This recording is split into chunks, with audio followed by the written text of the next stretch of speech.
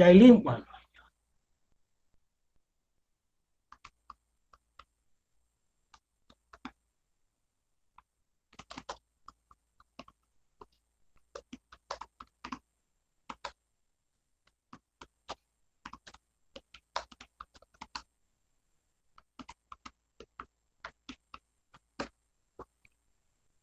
sí, la veo que la amiga Yailin la sacó, ¿no? Ya ingresó de nuevo, muy bien. Bienvenida, Yailin, este sistema te sacó cuando coloqué la grabación. Igualmente, bienvenida a la Sí, señorita Obel Mejía. Ya estamos en la recta final, jóvenes, ya cerramos la asignatura. Nos queda, ya grabé, digamos, ya coloqué la información de subida de la prueba número 2, de la comprobación de lectura número 2, vinculada a los estructuras de la clase Nueva Esparta, a la Segunda Guerra Mundial, las misiones militares, elaborado por mi autoría, y el último, la guerra de cuarta generación. Son tres lecturas especializadas sobre la que nos queda, pues, del resto de la asignatura. Coloqué cuando Google, cuando Classroom la suba, pues prácticamente esos datos, pues ya ahí está la fecha de entrega correspondiente. Después nos iremos a la sección de videoconferencia o video chat de voz de Telegram, ¿no? Para finalizar este evento. Bienvenida, Obed Mejía, viendo. buenos Este, días, profe, buenos días, muchachas, ¿cómo están? sigue lloviendo por allá en el estado de Miranda. Sí, profe, bastante, con tremendos palos de agua. Raro que no se Bueno, oiga el internet ahorita. sí, bueno, creo que a veces, bueno, siempre de las nubes negras o las nubes grises siempre va un cielo claro, ¿no? Vamos a estar claros siempre en eso. Nunca va a ser eterno ese tipo de nubosidades. Y también es parte de los ciclos, ¿no? Porque recordemos que estamos en una zona tropical. Y la zona tropical se activa con las ondas tropicales que pasan por nuestro territorio hasta noviembre, diciembre. Porque son como unas 60 que pasan, ¿no? Desde mayo hasta noviembre, a finales de noviembre. Bueno, muchachos, vamos a comenzar la clase el día de hoy. Voy a darle un apagado a la cámara y vamos a comenzar con la clase. Voy a compartir pantalla. Voy a apagar la luz que tengo por acá, que no creo que sea necesario encenderlo.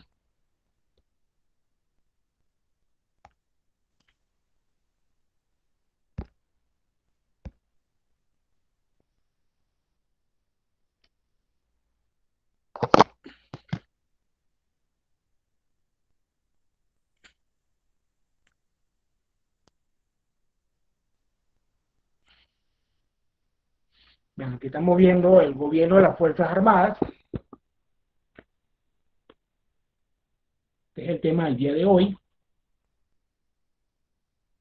Militares y el gobierno de las Fuerzas Armadas, ¿no? Así se nombraba el general Marco Pérez Jiménez, el coronel, ¿no? Cuando comenzó de la 48 era coronel, ¿no? Después, recuerden que el coronel era el máximo grado para llegar a los generales, ¿no? Al generalato. Esas jerarquías van, o esos grados van cambiando con las leyes orgánicas o las leyes estas militares, o los códigos, ¿no? Que en esos tiempos se llamaban así. Pero sí, el gobierno de los militares, de las Fuerzas Armadas, pero Jiménez era militar, pues formado en la Academia Militar de Venezuela, que había quedado Juan Vicente Gómez. Eh, Aquí estamos viendo, ¿no? 48-58, porque recuerden el 48 se da un golpe de Estado militar, ¿no? Contra el gobierno de Rómulo Gallegos. Y el 58 es derrocado, ¿no? Vamos a ser muy breve con esto, porque recordemos que son, son procesos históricos extendidos, 10 años, pero esto lleva su tiempo de explicación. Vamos a comenzar. Y buen día a todos. Bueno, otra cosa que pasa mucho en la historia de Venezuela o cualquier persona que hace historia, ¿no? Es que la historia se escribe siempre en función del presente. Entonces hay que tener en cuenta eso, que el pasado es pasado y las condiciones del pasado hay que respetarlas. Y se pensaba así en el pasado porque los hechos se desarrollan, pues. Y así se contemplaba en esa época. Criticar el presente es un error que cometen muchas personas, criticar el pasado desde el presente. Y eso es importante cuando los historiadores, como el caso de Ferdinand Tony, él habla de la crítica a la subjetividad del historiador, porque el historiador tiene que deslastrarse de posiciones políticas. No es fácil ser un historiador objetivo. Siempre los historiadores o los investigadores tienen su tendencia a la hora de investigación, su tendencia ideológica, ¿no? Eso es lo que quiero dejar claro. Pero a Pérez Jiménez hay que jugarlo desde el pasado, no desde el presente. Y que también hay que entenderlo de esta manera, ¿no? Pérez Jiménez, esto creo que esto que está aquí está en el Táchira, ¿no? Colocar una estatua de Gómez, de Pérez Jiménez, hace tiempo era representaba, pues, una ofensa, ¿no? A la dignidad de la democracia. Pero eso va a cambiar un poco a poco, ¿no? Autoritarismo, aspectos conceptuales. Esto es un tema que también quise tomarlo porque se habla mucho de dictadura. Recordemos que cuando comenzamos la asignatura, las primeras unidades sobre el caudillismo, una profesora caraqueña, ella habla de que el caudillismo es un fenómeno del personalismo político. Se habla mucho también de dictadura, que también es otra expresión de los personalismos políticos que se daban en la antigua Roma. Y acá estamos viendo pues imágenes correspondientes de militares. El término autoritarismo se empezó a utilizar después de la Gran Guerra. Recuerden que ya hablamos de eso, se contrapone la democracia. Democracia, libertad de opinión, libertad de expresión, libertad de elección. Mientras que Juan Luis Links, 2010, propone que el autoritarismo es un sistema con un gran pluralismo limitado, o sea, sin ideologías elaboradas y sin grandes movilizaciones de masa. Evidentemente, aquí está dando a entender de que esto tiene sus limitaciones muy fuertes. Tiene sus limitaciones muy fuertes. Los modelos, otra cosa que también pasa, que los modelos autoritarios van cambiando con el pasar del tiempo. Algunos autores politólogos trabajan desde el punto de vista conceptual autoritarismo y otros hablan de totalitarismo, que son expresiones más elaboradas y más fuertes desde el punto de vista de la autoridad, ¿no? Es el jefe único o el líder, ¿no? Autoritario. El autoritarismo se caracteriza en creación de un estado policía, división de poderes, concentración del poder en una sola persona, un partido único y del Estado. La información es controlada, aislamiento del individuo y la transformación de la cultura en propaganda y la presencia del terror. ¿Dónde han visto ustedes esto? Bueno, tenemos casos muy patentes, ¿no? En la historia política de la humanidad. Seguimos con los autoritarismos, ¿no? Aspectos conceptuales, ¿no? Siempre el uniforme militar representa esa figura de autoridad.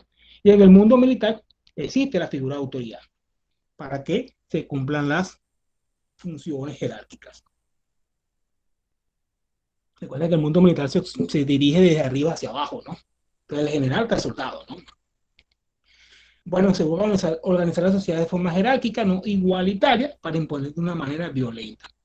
Los regímenes autoritarios, pues, el poder ejercido por los uniformados y burócratas civiles, en algunos casos son subordinados y en otros partícipes de las Fuerzas Armadas. Bueno, esto pasó mucho en los años 50, gobiernos militares, autoritarismos militares que se dieron pues, a lo largo de Iberoamérica y fueron muy comunes en el siglo XX, ¿no? Todo sistema autocrático recurre a la represión y a la fuerza para aquellos que detentan el poder.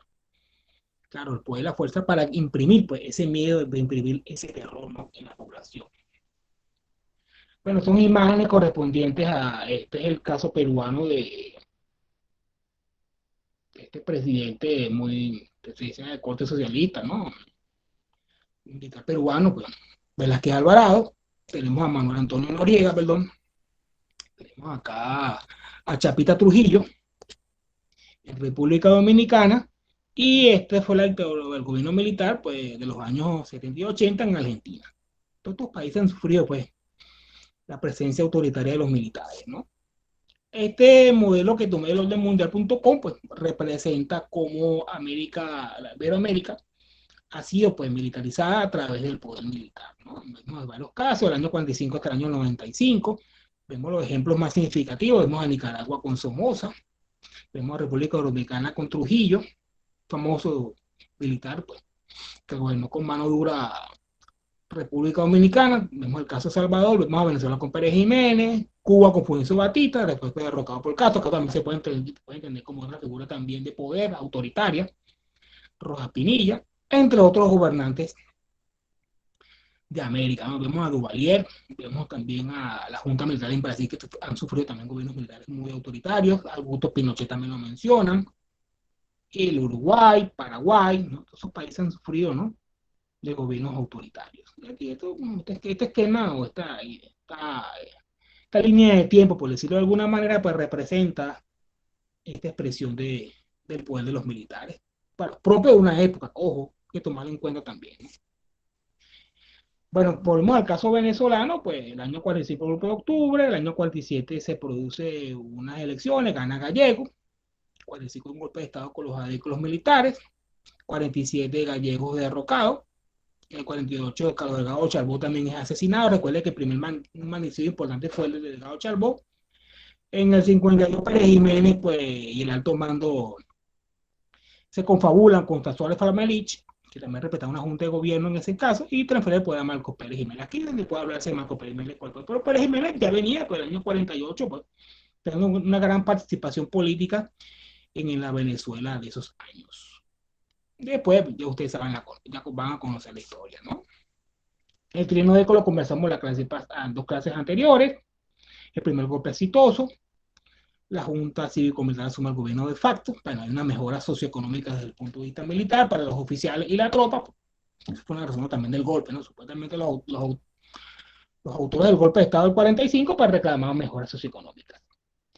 Hay un cambio, pues, de la nomenclatura de meter la guerra marina por el de la defensa, porque eso ya comienza a ser obsoleto. Hay un golpe militar, como expliqué anteriormente, en el año 48. Y como resultado, pues, el 50 Pérez Jiménez nombrado presidente provisional de la República por la Asamblea Nacional Constituyente del 2 de diciembre. Fecha importante, ¿no? Para el perejimenismo, 2 de diciembre.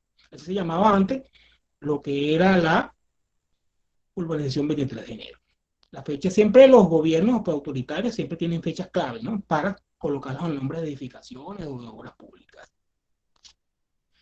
Bueno, esto lo tomé del profesor, del doctor Ismael Pereira, pues bueno, Ismael Rodríguez Pereira, ¿no? Que trabaja, siempre llamo bastante con ella, pues ya han visto un poco de esto.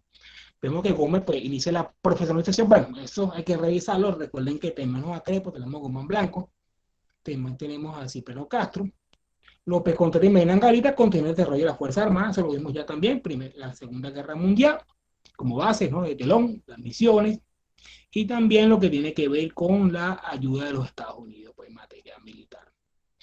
El gobierno Marcos Pérez Jiménez refina la profesionalización del estamento militar, pues la mejora, o sea, le agregan nuevos elementos. Pues Pérez Jiménez se reconoce porque es un hombre de Fuerzas Armadas, ¿no?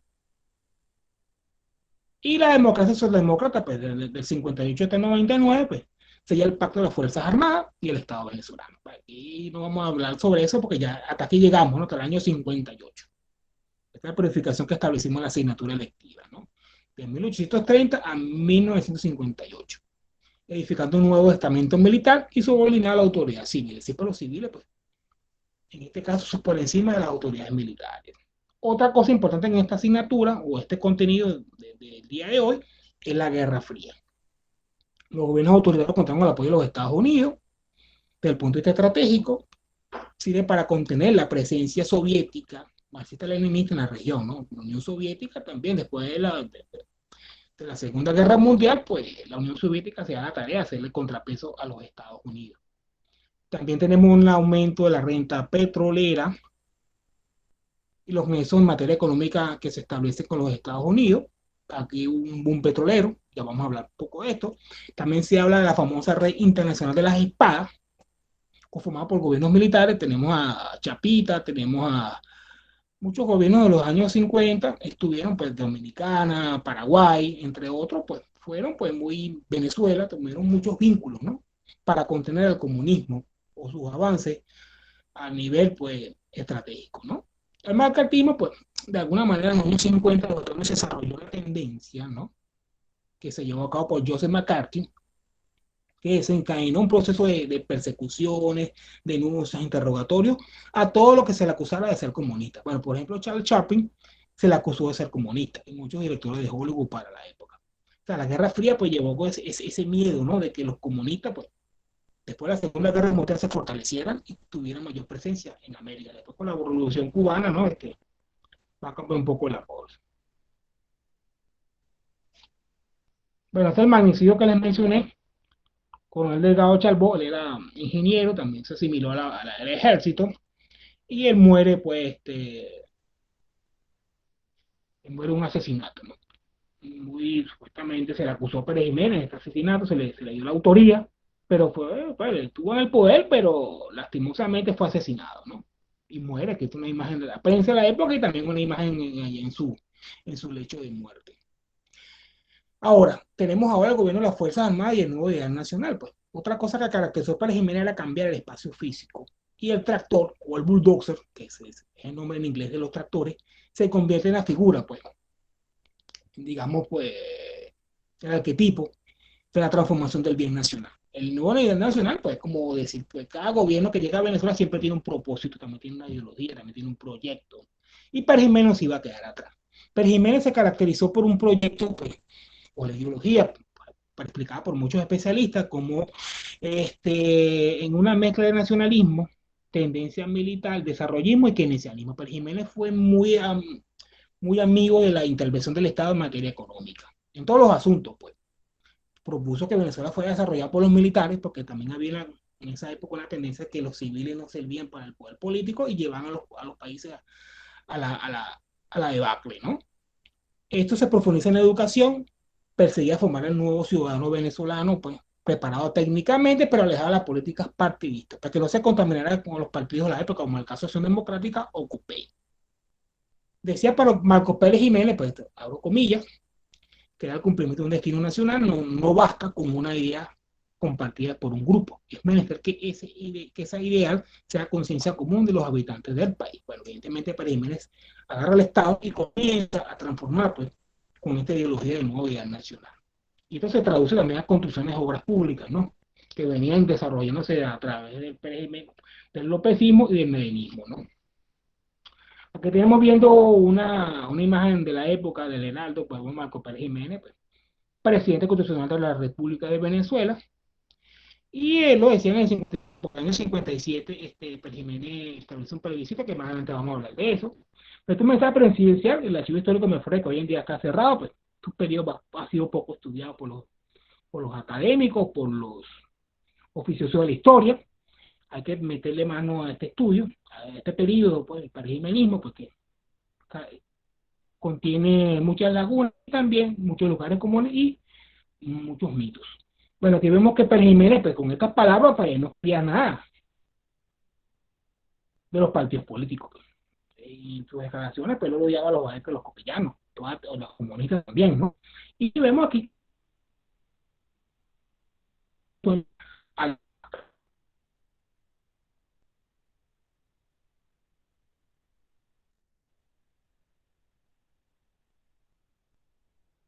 estas son las famosas semanas de la patria. Desde el año 53 comienzan a elaborarse.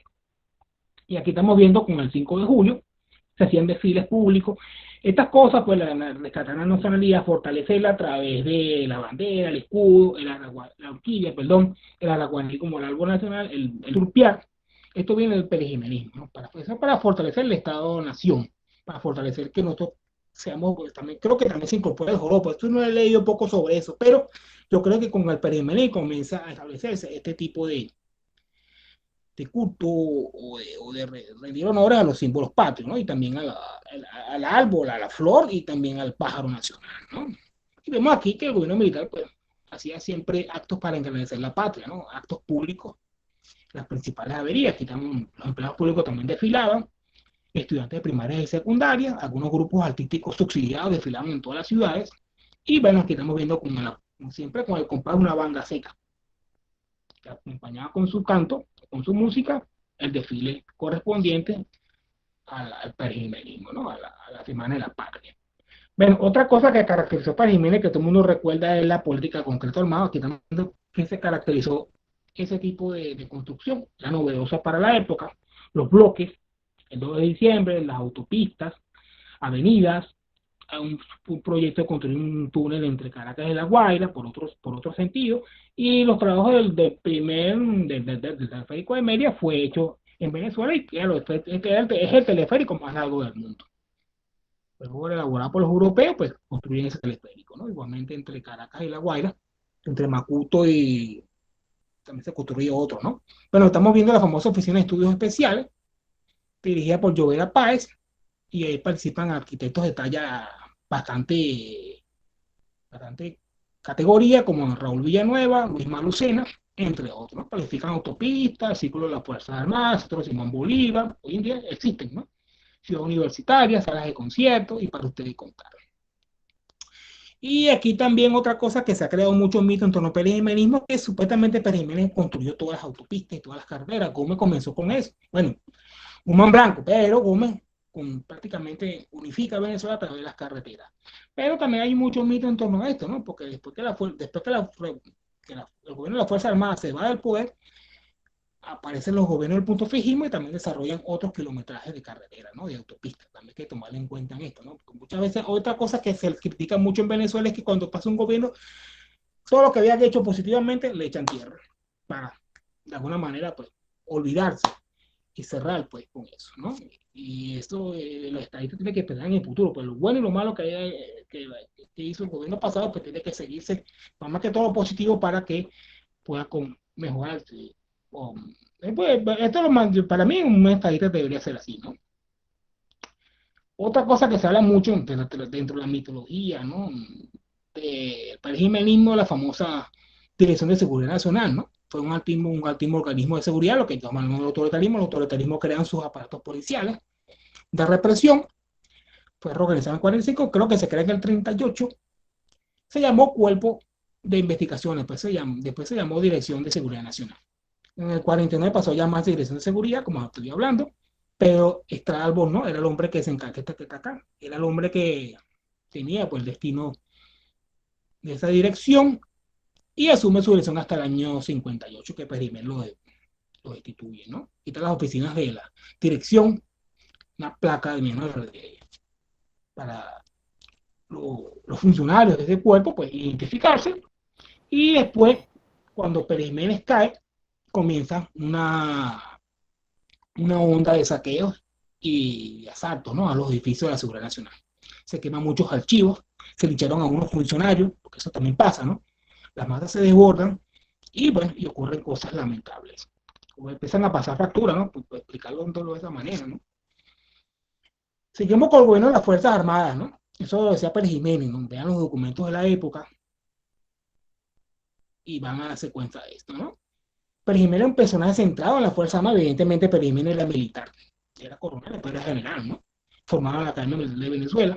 Pérez Jiménez pretendía colocar a Venezuela como una vitrina, ¿no? Era como mostrar, pues, que en Venezuela el desarrollismo estaba funcionando gracias al petróleo. Aquí estamos viendo imágenes del Time, del Spear, que eran revistas, bueno, que siguen circulando y que, digamos, mostraban a este Pérez Jiménez, porque se estaba trabajando, que Venezuela marchaba muy bien, que había nivel de vida, que era, digamos, el arquetipo del desarrollo de los países de Iberoamérica y para ustedes contra. Pero las Fuerzas Armadas, pues, es, digamos, su principal elemento, sostén. Evidentemente, Pérez Jiménez como militar pensaba mejorarla, ¿no? De una manera, pues, operativa y un sistema educativo, pues, que pudiera, pues, materializar en parte su nueva idea nacional. Bueno, aquí vemos a Pérez Jiménez que le encantaba mucho los bailes, las recepciones y también le encantaba, pues, el sexo opuesto, ¿no? Bueno, disculpen esta imagen, pero eran las caricaturas de la época. Vean a Pérez Jiménez, ¿no? Le encontraba visitar la isla de la Uchila, que está, ¿no?, frente a la costa de la Guardia prácticamente, bueno, navegando, claro está. Y Marquito, pues, se distraía pues con su moto, salía desnudo, pues eso es lo que dice las crónicas, persiguiendo damiselas y bellas mujeres, ¿no? Con su moto. Disculpen ese comentario, pero es la realidad de esa época, ¿no? A Pérez Jiménez se le conoció de esa manera, ¿no? Que voy a imaginar que Marquito, pues, entonces que se tamboleó los chilenos. Ahí está una base naval, también se estableció como un lugar de descanso o de vacaciones para los presidentes, ¿no? Bueno, otro elemento que también quiero tomar en cuenta es el pergemanismo entre el mito retórico y la realidad histórica, porque como le expliqué anteriormente, pues, es un mito porque se ha trabajado poco se conoce y ustedes se ponen a ver la gente que Pérez Jiménez fue lo mejor que pudo haber pasado en Venezuela, ¿no? Y aquí, esto lo tomé de las redes sociales, de esos tantos memes y tantas imágenes que están en las redes sociales. Vemos que hay un Pérez Jiménez que, bueno, Venezuela no faltaba nada prácticamente, ¿no? Por ejemplo, nuestra moneda valía, según esto que está acá, ¿no? Los consulados estaban llenos de gente que querían venir, llegaron muchos españoles, italianos y portugueses al país porque Europa estaba devastada por la Segunda Guerra Mundial, ¿no? La moneda tiene ese gran valor, pues el dólar estaba a la par. Venezuela es el primer productor de petróleo, pues bueno, con el conflicto que está en el canal de Suez. Y claro, vean acá, ¿no? Una serie de elementos que te justifican de que Pérez Jiménez, pues, fue el mejor gobierno del país, ¿no? Claro, según esta realidad, ¿no? Porque por eso, como dije, pues, este peligro tiene que realizarse de nuevo, pues, el de lastrarse de pasiones, de lastrarse también de subjetividades, como expliqué inicialmente, y establecer, pues, estudios, pues, propiamente académicos, objetivos de lo bueno y lo malo de este periodo de gobierno caracterizado por los militares. La década militar, se hablan de 10 años, rearma Venezuela. ¿Y por qué la rearma? Pues planes defensivos, resguardo de la fachada occidental de Venezuela, preservar la área insular del Caribe, recuperar el territorio asequivo, ojo, recuerden ese territorio, adquiere un sistema de armas para defender ese territorio, novedoso por supuesto, y no solamente se permite el avance de lo militar, de la parte de armamento y de equipos de guerra, sino también de la profesación del sector catarrense. Vamos a trabajar con Pérez Jiménez con esa imagen, ¿no? Bueno, esto es lo que yo le hablaba, ¿no? Es un territorio que está en reclamación. Pérez Jiménez, pues, en esa época, este territorio estaba en manos de los ingleses. Inglaterra le dio la independencia a Guyana en el año 62, después que Pérez Jiménez se había ido, ¿no? Pero ahora que sigue en disputa, ¿no? 500 kilómetros cuadrados, pues, de recursos naturales presentes en ese espacio geográfico. Otro elemento que se habla mucho a través de lo militar, de lo que hablaba ahorita, de derramar a Venezuela, unos planes de defensa, ¿no? Bueno, fueron teorías, ¿no? Que se plantearon, plan de las fuerzas navales venezolanas, pues la adquisición de un portaavión, se propuso adquirir un portaavión, un crucero, 3 destructores, 6 destructores livianos, 4 submarinos, 12 patrulleras, toda la mina y un transporte para infantería marina. Bueno, eso se compró con el tiempo, pero no se compró nunca el portaavión, ¿no? Sí se pudo comprar los destructores pesados y los livianos, pero pues un plan pues, que desarrolló Pérez Jiménez, que estamos viendo, ¿no? Según los archivos nacionales británicos, que en Londres, pues hablaban pues, de que Pérez Jiménez tiene un gran plan del año 49 de rearmar y reequipar. Ojo, recuerden que este tipo de la marina y lo que es la aviación es el componente de las Fuerzas Armadas más costoso por los equipos que contienen, ¿no? Es que estos aparatajes cuestan millones de dólares. Y para la época, pues, tenía una gran bonanza petrolera. Aquí le voy a explicar un poquito brevemente de lo que significó estos tipos de barcos, porque cada barco militar tiene su característica y su funcionalidad. Por ejemplo, los buques de guerra se pintan de gris. Ese es para el camuflaje. Es una convencionalidad que desde la Primera Guerra Mundial que los buques de guerra se pinten de color gris. Ese es para el efecto de verlo de lejos, ¿no? Recuerden que el camuflaje también es importante en el mundo militar. Los acorazados, pues, eran buques que ya de la Segunda Guerra Mundial pasaron de moda. Alta velocidad y grueso blindaje. Los cruceros, pues, poco de blindaje o no. Rápido desplazamiento. Los destructores, destinados a repeler submarinos a gran velocidad, es lo que se compró en Venezuela, livianos y pesados. Una fragata, aquí vemos la fragata que está por acá, diseñada para la guerra antisubmarina, más pequeña y menor velocidad. Bueno, con el tipo de la fragata tienen una cubierta de vuelo para helicópteros. La corbeta, un barco de guerra antisubmarino también, menor porte y velocidad. Una fragata, portaaviones, aquí estamos viendo, ¿no? Para la Segunda Guerra Mundial, por eso van a evolucionar pues, con el tiempo. Y los submarinos, capaz de superar bajo el agua. Ya los submarinos por la Segunda Guerra Mundial tienen un arma pues, muy terrible, ¿no? Aquí estamos viendo imágenes de los respectivos buques que hago mención.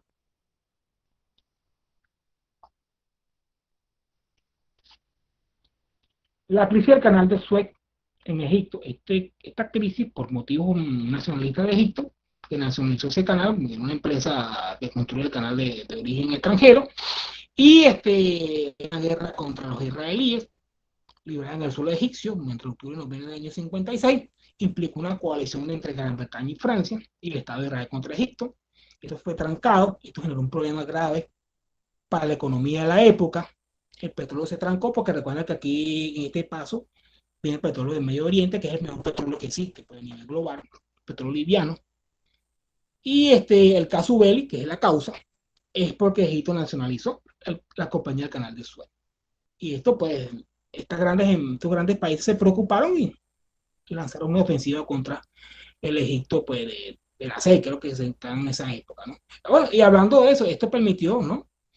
Que los precios de petróleo de Venezuela aumentaran, ¿no? Y una bonanza petrolera que le permitió a Pérez Jiménez comprar nuevos equipos militares. Bueno, ya venían con eso, pero esta bonanza no le cayó nada más y permitió que las Fuerzas Armadas, pues, pudiera comprar un sistema de armas y equipos de guerra. Esto pasó el año pasado. Recuerden que el año pasado un carguero de gran tonelaje se quedó pues varado en el paso del canal de Suez, y eso ocasionó problemas pues graves, ¿no? Desde el punto de vista del abastecimiento en muchos países. Que todo pasa por ese canal de Suez, como el cierre del canal de Panamá, ¿no? Imagínense las graves consecuencias de eso. Y eso pues afectó la economía petrolera y el tráfico de mercancías bueno, por el Mar Rojo hasta el Mediterráneo, y el Mediterráneo pasa en Europa, ¿no? Bueno, aquí estamos viendo a Luis Cova García en una cita del Registro Nacional, es la organización mejor dotada y modernizada, ¿no? Entonces aquí una cita donde explica muy bien las tres fuerzas, ya podemos hablar propiamente de una fuerza aérea ya particular, ya no como dependiente del ejército venezolano, sino como una fuerza ya autónoma, ¿no? Marina, ejército y aviación. Bueno, Pérez Jiménez venía del ejército, ¿no? Y es otra cosa importante que tenía Pérez Jiménez, ¿no? Aquí el ejército nacional, pues, el componente de Pérez Jiménez, donde se formó él, es la columna vertebral de las Fuerzas Armadas. Aquí comienzan a dotarse vehículos blindados, pues los T-55, estos tanques están ubicados en el avión, usted pasa el avión por Macuto y pues un tanque de eso, ¿no?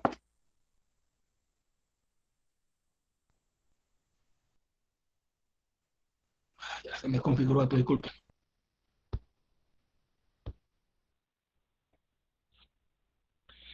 Y entre el 48 y 58 se compran 40 tanques, cazatanques M18 Hellcat de fabricación estadounidense, dotados con un cañón de 76 milímetros y una ametralladora de calibre .50, ¿no? Esta ametralladora que se ubicaba aquí en la torreta del operador del tanque, bueno, del comandante del tanque, que estos tanques, que fue en el año 58 que salen a la calle.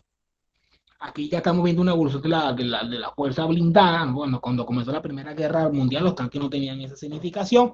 En la segunda adquirieron pues un gran respeto, y ya después de la segunda, pues comienza a tener pues un gran potencial de fuego y movilización. Estos son los últimos tanques, aquí una evolución de la primera hasta la actualidad en materia de blindados y fuerza motorizada, ¿no?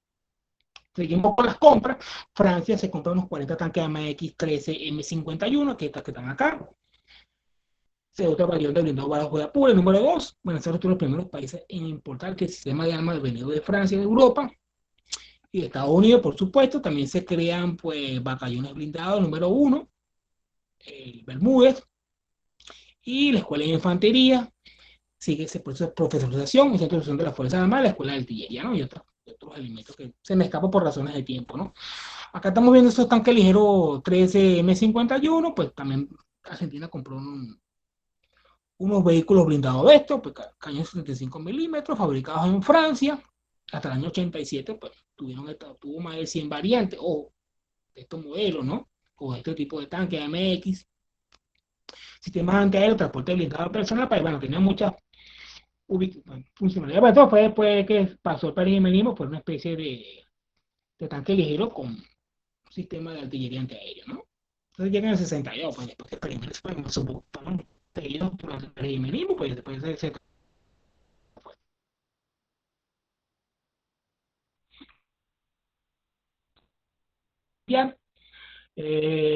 32 aviones de entrenamiento y de combate. Y los de América, pues también se traen otros aviones más que de los años 40, que se incorporen más al estado de la Fuerza Aérea, adquisición del transporte Douglas C-47 para transporte, para paracaidismo y transportar pues mercancías y equipos de las Fuerzas Armadas, los helicópteros Dragonfly, estos que eran muy rudimentarios, y los 22 cazabombarderos Thunderbolt, que más adelante vamos a ver, ¿no? Otra cosa importante de la aviación a reacción que se incorpora en Venezuela, pues también se hablan de los mosquitos, los vampiros, perdón, los F-36 Sabra, que estamos viendo los de ellos, llegan 5 helicópteros S-55 y cinco y los Chiquisou. Y ninguna fuerza aérea iberoamericana tenía este tipo de aviones tan avanzados. Pero Jiménez, pues, gracias al petróleo, permitió de alguna manera comprar nuevos aviones a reacción que le da una supremacía pues, militar con los países vecinos. La Fuerza Aérea también se crea un escuadrón de cazas, se elimina el servicio de reparación, se elimina el curso de capacitación para oficiales, se crea la escuela táctica de las Fuerzas Aéreas, ¿no? Ya la Fuerza Aérea va tomando más profesionalismo. Y se crea un escuadrón de aviones Canberra, estos que andan acá. Los Canberra fueron 6 que se compran, ¿no? Estuvieron hasta los años 80, contaban con 4 cañones hispanos y eran más que todo para bombardeo. Estos Canberra, pues, fabricados en Inglaterra, ¿no? Bueno, seguimos otra vez con estos modelos, pues la fuerza de los obtuvo, los tenía ahí, estos aviones, ¿no? Y estos famosos aviones de entrenamiento avanzado, pues, usted va a Maracay, va a conseguirse bastantes modelos de esto. Aquí también los famosos Thunderbird P-47 de la Segunda Guerra Mundial. En los años 50 se empleaban todavía. Recuerden que en los años 50 se da la guerra de Corea. Colombia manda tropas para la guerra de Corea, pero Venezuela pues iba a mandar algo, pero hasta ahí quedó, ¿no? Pero Colombia sí tuvo participación activa en la guerra de Corea, entre la Unión Soviética, el apoyo soviético chino a Corea del Norte y el apoyo estadounidense y los aliados a la Corea del Sur. Estos famosos Thunderbird, avión de combate muy pesado, pero también Venezuela compró varias unidades de estas, pues, y estuvieron presentes en nuestra Fuerza Aérea, ¿no? Como material volante. Bueno, 8 ametralladoras, era un cazabombardero, llevaba 5 cohetes y cargas de bombas, ¿no? Recuerden que también el cohete se incorpora en ese entonces, era novedoso. Y este es un avión pesado, ¿no? Era más que todo para caer en picada. Y usted va a la Fuerza Aérea, pues, bueno, ahí en Maracay está el Museo Aeronáutico de un avión de esto. Entonces, imagínate tomar el Museo Aeronáutico, ¿no? Y los F-86, pues, aviones a reacción, la fabricación estadounidense. En los años 40, pues, un avión muy producido, pues, el avión a reacción que volaban casi 800 kilómetros por hora. No pasaba la velocidad del sonido, pues, pero estaba por ahí por llegar, ¿no? Aquí en despliegue el avión, pues, la F-86 abre, con mayor, pues, distinción. ¿Cómo va la cosa? ¿Están escuchando, muchachas? Sí, profe. Raizel, Claudia, Naomi, Ingrid. Bueno, vemos, ya entendemos que la amiga Yailin pues, tiene problemas técnicos, ¿no? Vamos a disculparla. Pues ella siempre ha estado presente en todas las clases y ha sido una joven muy colaboradora. Bueno, seguimos, muchachos, con los vampiros. Aviones de reacción. Esto, pues, Venezuela marcó la pauta, pues rompió el celofán en materia de fuerzas aéreas del continente americano. Como les estoy hablando de esto muy rápido, muy breve, para no detenernos mucho en esto, vean esto es la escarapela que usan las fuerzas aéreas. Cada país tiene su escarapela para identificar pues su nacionalidad o su bandera, ¿no? Entonces, una reacción, pues, ya están presentes allá en Maracay, hay varias unidades acá, no pues, volando, pero sí lo tienen como pieza de museo, ¿no? Aquí está este avión, pues, segundo avión a reacción, los ingleses los tenían en, pero más fabricado en Inglaterra, ¿no? No saben, un vínculo entre Inglaterra y con Pérez Jiménez, bien interesante, ¿no? Inglaterra vendió mucho armamento de Pérez Jiménez, aviones y barcos de guerra. Estos de fabricación estadounidense son aviones, pues, bueno, hasta el 2000, pues, se seguían utilizando, pero eran muy buenos, bonitos y baratos, ¿no? Para transporte militar, con la Douglas DC-3, que eran fabricados. Pues esto está en Maracay otra vez, imagen de Maracay. Este es el avión aquí con mayor, pues, bueno, la Armada lo tenía como avión ejecutivo, que recuerda que también se compraban como aviones ejecutivos, ¿no? Para transportar los oficiales de un punto al otro, ¿no? Tanto la Fuerza Aérea y la Marina tenían sus aviones ejecutivos. Estos son los helicópteros Sikorsky H-19, pues vean helicópteros pesados para transportar tropas, para llevar pues suministros, y eran versiones pues, tanto para la Fuerza Aérea y el ejército de la cabina de vuelo de estos helicópteros que se emplearon mucho en la guerra de Vietnam, ¿no? También la novedad de estos helicópteros era para transporte, búsqueda y rescate, ¿no? Los helicópteros pues, fueron pues, multipropósitos, servían para cumplir varios roles dentro de la Fuerza Aérea venezolana. Aquí entramos con el componente más costoso. Bueno, lo que es la aviación y la marina de guerra son los componentes más costosos, más técnicos y más especializados. ¿Por qué? Por la tecnología que lleva consigo esto, ¿no? La Armada recibe del día reformar, pues, bueno, los barcos que ya tenía, bueno, porque los barcos que compró Castro y Gómez estaban presentes durante el perejimenismo, ¿no? Pues esos barcos ya que habían cumplido su ciclo útil, ya estaban extendidos, porque muchos barcos llegan a viejos, pues los hunden o los desguazan, ¿no? O los utilizan como práctica de tiro. Pérez Jiménez, pues, aprovechando el precio del petróleo gracias a la crisis del canal de Suez, bueno, no puede entenderlo de esa manera, se embarcó en el proyecto naval que ya había mencionado, para toda la Venezuela de una fuerza comparable con los países opuestos. Porque Pérez Jiménez, recuerden que quería rearmarse porque estaba la Guyana Esequiba, estaba el Esequibo, perdón, Colombia también con problemas limítrofes con los monjes, que vamos a ver más adelante, ¿no? Entonces Pérez Jiménez tenía que demostrar fuerza, pues, tenía que demostrar pues, poderío militar. Y a través de la propaganda, pues, Profe, una pregunta. Dígame.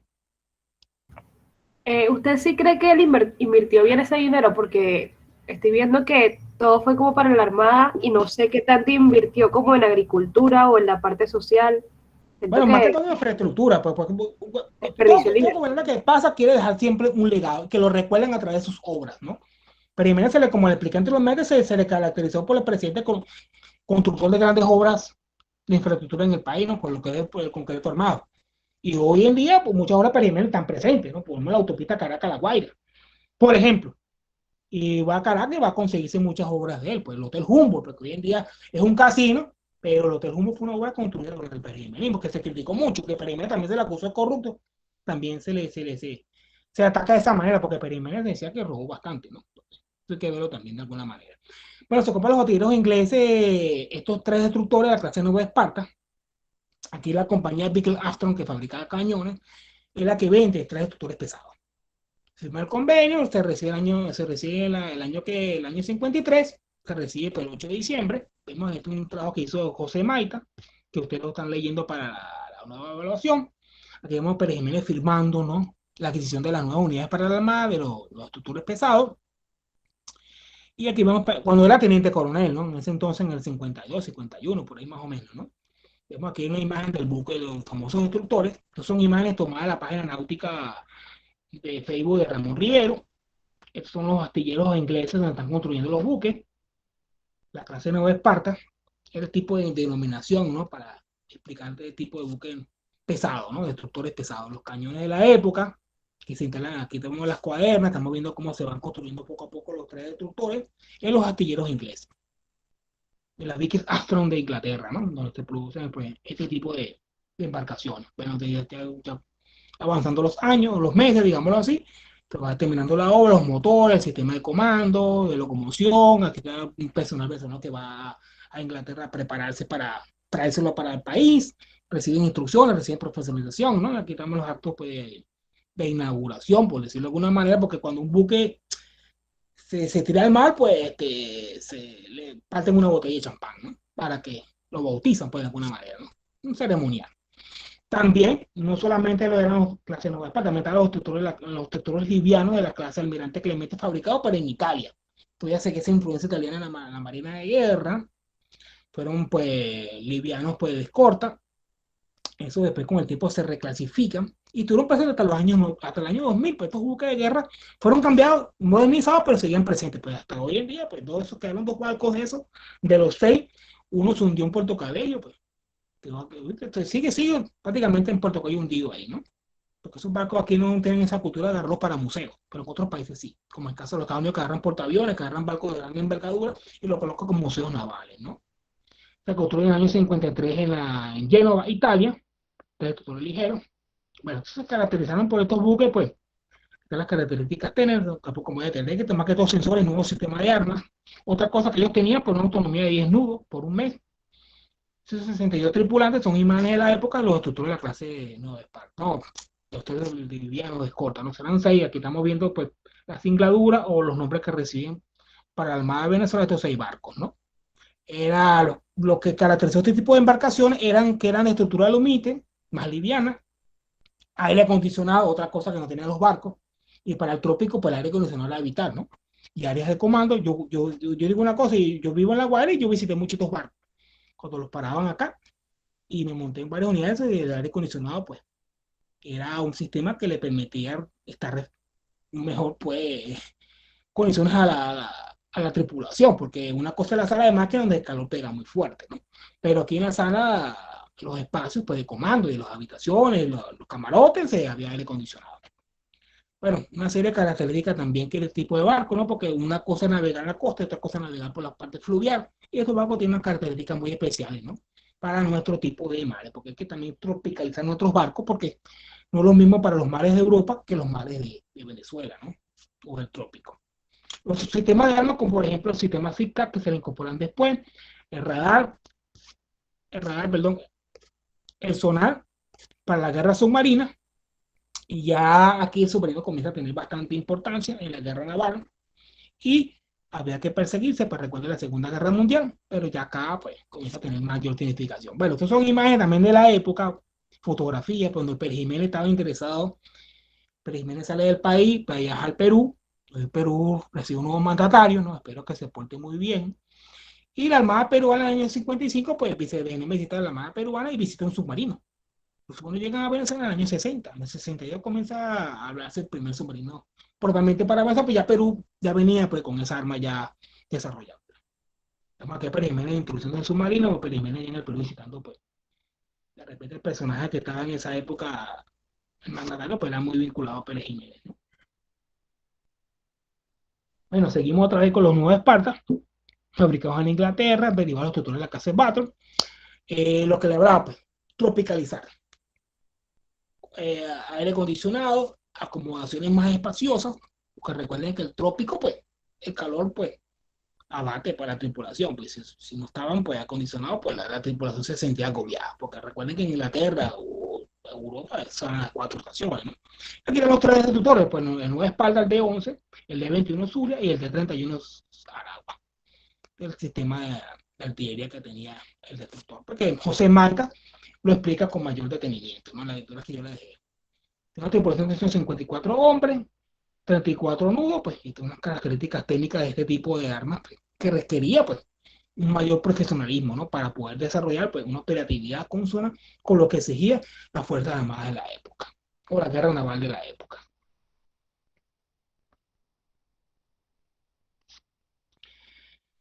Bueno, seguimos con los destructores, pues, estos destructores tuvieron, pues, tienen un diseño de quilla bien interesante para el uso de profundidades fluviales prohibitivas por pues, otra cosa, porque meter este barco por el río Orinoco, pues, costaba, ¿no? Entonces hay que tener mucho cuidado con esto, porque recuerdo los barcos de alto calado, pues, meter por los ríos en Venezuela, pues, podían quedarse varados, ¿no?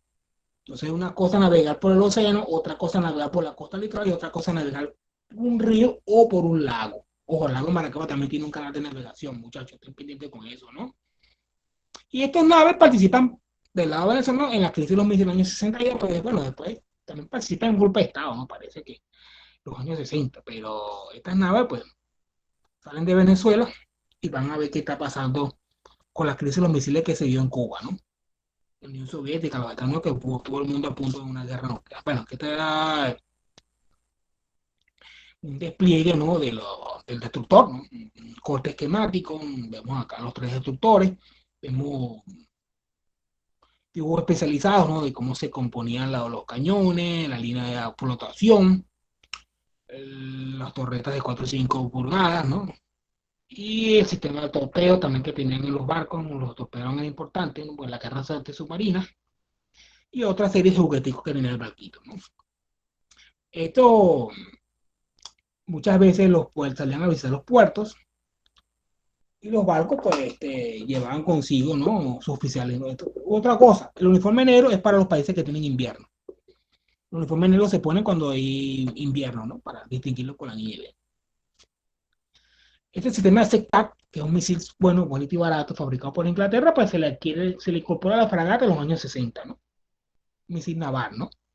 Defensa de punto al entrar el servicio naval, un misil probado de eficacia, fiable y barato, ¿no? Usado por los tutores de la clase Nueva Esparta. Pues después se le incorpora, pues después que Pérez Jiménez se va, ¿no? Y otro elemento que también Pérez Jiménez estaba preocupado era adquirir un sistema de abastecimiento de fábricas o industria militar, pues, en manos del Estado, ¿no? Porque también si pensaba una fuerza armada, pues rearmarse, también tenía que pensar en la manutención. Y el consumo, pues lo que más se gasta y lo que más se consume son las balas, ¿no? Y también producir su propio armamento de alguna manera, pues repararlos, ¿no?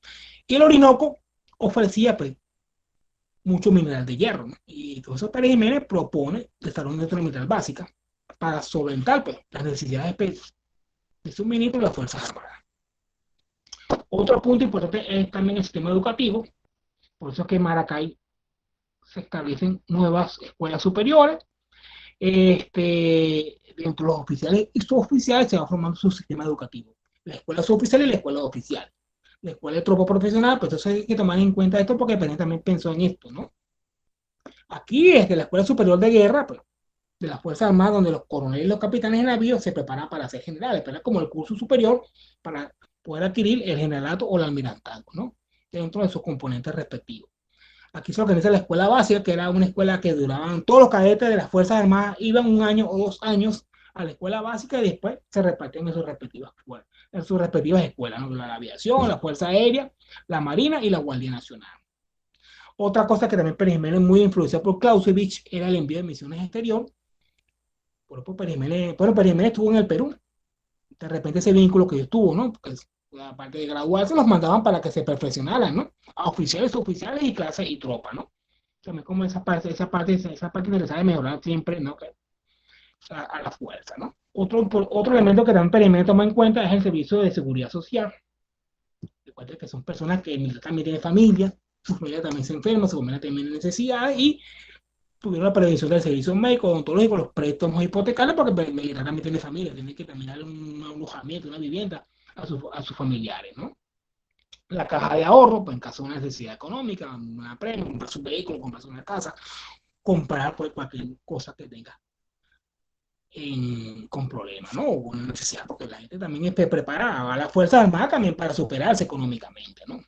Bueno, en el año 56 ya vamos a cerrar ya, pero Jiménez pensaba prolongarse, que quería seguir en el poder a través del gobierno de las Fuerzas Armadas, pero establece un plebiscito, ¿no? Un plebiscito muy criticado, muy cuestionado, que Jiménez lo preparó para, de alguna manera, pues, quedarse en el poder, ¿no? Aquí no se permite a los partidos políticos participar, y como dije anteriormente, Pérez Jiménez considera a los partidos políticos como algo muy nocivo por su constante capacidad de unicidad y de agregación. Pérez Jiménez, pues como le expliqué, no le gustaba a Jacob Pay ni el Partido Comunista ni a los socialistas de alguna manera, ¿no? Ese plebiscito se elaboró el 15 de diciembre del 57, había dos tarjetas, pues, la azul y la roja. Bueno, evidentemente todo el mundo iba a votar la azul, ¿no? Y aquí se puede expresar propaganda para favorecer la influencia del elector. Pero Jiménez, pues, todo el mundo evidentemente iba a votar azul, ¿no? A veces la gente se cansa de la comodidad, ¿no? Lamentablemente. Y fue una elección, pues, fue relativa a la afluencia o la cantidad de empleados públicos que fueron, de empleados, pues, que fueron a votar, pues, evidentemente, por el color azul, ¿no? Veanlo acá. Estamos viendo cómo gana Pérez Jiménez ese plebiscito. Evidentemente lo gana aplastando, ¿no? Por razones que ya conocemos. Bueno, esto ya es el año 57, pero Pérez Jiménez ya estaba. Y después llegó el enero hubo unos alzamientos militares. De los esferas vemos una caricatura como Pérez Jiménez lo querían fuera, ¿no? Y esto fue el 25 de enero. Ya Pérez Jiménez ya estaba como dando tumbos de que no tenía mucha estabilidad política, ¿no? Y el 23 de enero, pues se produce, bueno, previamente, se da una rebelión militar con Hugo Trejo, pero fracasa, ¿no? Es sofocada. Del 10 al 15 de enero del 58, Pérez Jiménez realiza muchos cambios políticos. Saca a su jefe de la Seguridad Nacional. El 23 hay un alzamiento militar. Sí va a triunfar contra el régimen autocrático militar. Y como dicen por ahí, a veces la gente se cansa del confort. Que Pérez Jiménez, pues, se estableció un nivel de vida, pues, muy, muy, muy interesante, pues la gente tenía bastante confort, pues el dinero rendía, como expliqué anteriormente, claro, esperamos no caer en el mito retórico, ¿no? Pero durante el peronismo había bastante estabilidad socioeconómica en el país, eso es lo que la gente recuerda, ¿no? Que había mucha seguridad, que si la gente no se metía en política no se lo llevaban detenido, pero claro, esos son mitos, eso hay que revisarlo, pues, eso hay que tener, pues, más estudios historiográficos para ir desmontando poco a poco, pues, esas telarañas de los mitos retóricos. Bueno, Pérez Jiménez se va del país, se refugia en creo que se va a República Dominicana en la famosa Vaca Sagrada, que era un avión que él tenía a disposición para irse de Venezuela, pero regresa extraditado en el año 63. Lo traen de los Estados Unidos. Ojo, él estaba preso en los Estados Unidos. Ahí se encontraba preso en el año 62. Y se elaboró un juicio, aquí estamos imágenes del juicio que se elaboró, un proceso para acusarlo de qué, bueno, de peculado en malversación de fondos públicos, ¿no? Aquí Pérez Jiménez fue sentenciado a 4 años de cárcel, pero claro, ya al cumplir los 5 años de presa fue liberado. Y después Pérez Jiménez se va para Europa y se va para Madrid y él muere en el año 2001. Muere muy ya viejo ya. Hay muchos videos en YouTube donde se le entrevista allá en Madrid. Pérez Jiménez, pues, él no quiso regresar otra vez, se le postuló como candidato presidencial, hubo un partido en los años 60 bajo el nombre de la influencia perejimenista, pero eso no pasó más de ahí. Pero Pérez Jiménez regresó a Venezuela, lo encarcelan y después el tipo se va del país, ¿no? Porque Rómulo Betancourt pues, se la tenía jurada y de alguna manera aquí estamos viendo, ¿no? Que lo regresan, lo llevan preso y lo sueltan con los años. Bueno, pasó como 10, 5 años preso, pues y después, bueno, fue liberado, ¿no? y el tipo no vino, nunca regresó a Venezuela, ¿no? En este caso, una vez Chávez lo quiso traer, ¿no? Cuando a comienzo de su campaña electoral y a comienzo de su poder, quiso traer a Venezuela, pero eso se desvaneció, ¿no? Pero Pérez Jiménez, pues, me imagino que nunca quiso regresar al país, ¿no? Y después, en esos años del 23, ¿no? Pues muchos saqueos, muchos linchamientos, como expliqué anteriormente, ¿no? Muchos saqueos a la propiedad perjimenista, ¿no? Y también de sus jerarcas también de poder, ¿no? Bueno, a manera de cierre, pues tenemos que los modelos van cambiando, los modelos autoritarios. Nos podemos considerar los años 50 con el 2000, ¿no? Como el 2010, 2020, ¿no? Eso va cambiando mucho, ¿no? Ninguna fuerza latinoamericana o iberoamericana pues se puede comparar a la Fuerza Aérea Venezolana de la época, ¿no?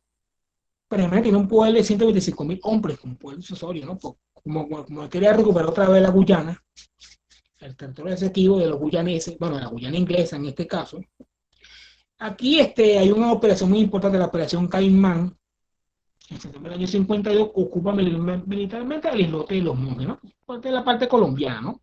Y después también invade el territorio executivo. Por eso es que Pérez Jiménez va a contar contra el sistema de aviones de combate, el F-86, la reacción que está acá, el Canberra y el Vampiro, los helicópteros, los carros de combate Hellcat y los AMX-13 y los destructores pesados de la clase Nueva Esparta y los destructores livianos, ¿no? Claro, esto le daba pues una oficialidad bien preparada, altamente capacitada y absolutamente profesional, porque primero también no le daba que los militares fueran a votar, ¿no? Mientras que estaban activos, pues tienen que ser apolíticos y obedientes al poder que estaba alto. Pero aquí estamos viendo pues cómo las Fuerzas Armadas se van a rearmarse para, bueno, decirle a los colombianos, bueno, aquí los monjes son míos y el territorio exectivo, en este caso manejado por los ingleses, hay que tomar en cuenta esto, ¿no? ¿Qué pasó ahí, no? Que Pérez Jiménez, pues se dice que después de los años, en el 58 fue traicionado porque los que lo apoyaban, ¿no? O sea, que también superar ese mito, ¿no? Que, habla un poco el bosque, ¿no? De tantas cosas que se han dicho de él. Bueno, esto es lo que yo le hablaba del Golfo de Venezuela, esto es un territorio disputado con Colombia, que ha pertenecido históricamente a Venezuela, ¿no? En el año 41 se creó un tratado que nos colocó de Castilletes, pero para que vean, pues, que Pérez Jiménez en el año 52, en Los Monjes, pues, en la actualidad hay una base naval de la Marina de Guerra ahí, ¿no? El caso le da soberanía. Entonces Pérez Jiménez manda componentes militares para reclamar soberanía en la península de La Guajira, ¿no? Bueno, todo le perteneció a Venezuela. Bueno, desde que 1528 Venezuela arranca desde el Cabo de la Vela, pues eso fue poco a poco cercenado al territorio venezolano en distintos tratados limítrofes del año 1830, ¿no? De Lino Pombo, creo que en 1833, creo que fue. Lino Pombo, ¿no? Por hablar de una manera, ¿no? Porque históricamente esta zona, la península de La Guajira, bueno, que este es puro desierto, perteneció a Venezuela. Hoy de Castillete podemos hablar de la frontera, pero esto aquí representa pues mar interior y le da pues lo que es el Golfo de Venezuela más presencia al país, ¿no? Estos fueron sobrevuelos, pues, Pérez Jiménez mandó los Thunderbird, fabricación estadounidense, para sobrevolar el islote de los monjes, ¿no? Aquí estamos viendo pues el sobrevuelo de imagen de la época, pues son islotes pues prácticamente desérticos, poco espacio, pero hay unas bases navales, una instalación naval pues para la soberanía venezolana en ese espacio, ¿no? También los 25 miches que se traen a Venezuela durante el trienio ADECO, también más esa soberanía sobre los monjes, ¿no? Acá estos sobrevuelos, pues esto le permitiría a los colombianos más de paz. Quédense quietos porque aquí tenemos una fuerza más que sí los va a atacar, sí tiene la osadía de avanzar más en nuestro territorio. Estamos viendo los 25 miches gran bombarderos livianos. Bueno, y hasta aquí terminamos, pues de alguna manera. Las fuentes consultadas son Luis Butó, que está bajo este libro Cuando las bayonetas hablan, trabajo colectivo de varios autores, 9 miradas, ¿no? Bueno, de trabajo sobre la dictadura militar, pues es un trabajito que se lo recomiendo, que está por ahí, ¿no? Creo que está en PDF. Germán Guía y Florian Ramos, yo hice un trabajito sobre la industria militar, lo publiqué en una revista universitaria española en el 2013, conjunto profesor Froilán, publicamos ese trabajo sobre la industria militar en Venezuela, hicimos ese estudio, Domingo Irving, Ismael Pereira, con su trabajo clásico que me ha servido para agregar nuevos contenidos en la asignatura de Caudillo y Fuerzas Armadas de este periodo. Y esto es lo que tomé de una página de internet del año 2018, ¿no? Donde las imágenes que están por ahí, yo las tomé también de esa página, ¿no? Además de los estructuras de la clase Nueva Esparta.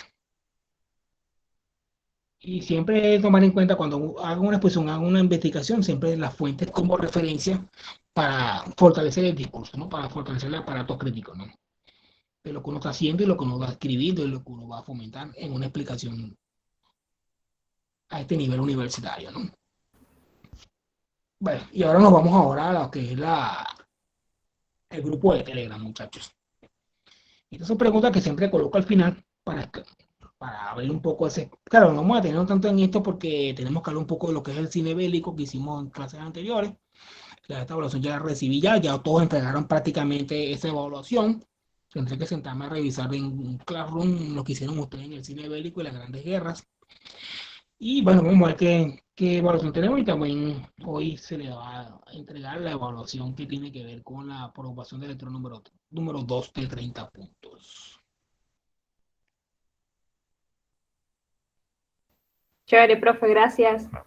De nada, sí. Entonces, bueno, estas son preguntas vinculadas a lo que yo expliqué, ¿no?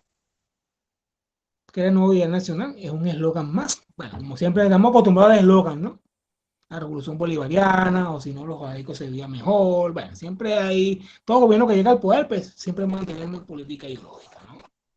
Y eso lo vamos a ver más adelante, vamos al chat de Telegram, la videoconferencia de Telegram, y ahí vamos a detenernos un poco en esto, ¿no? Voy a dejar de grabar por acá para cerrar todo esto.